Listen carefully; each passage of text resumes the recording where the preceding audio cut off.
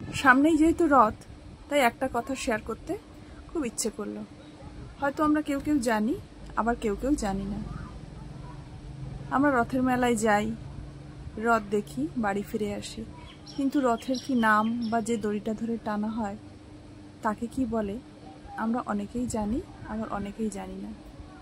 তাই খুব ইচ্ছে করলো শেয়ার করতে আপনাদের সাথে, তাই কথাটা শেয়ার করছি।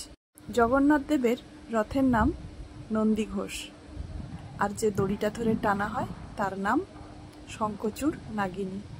বলভদ্রের রথের নাম তালধ্বজ, আর যে দড়িটা ধরে টানা হয় তার নাম বাসুকী নাগ।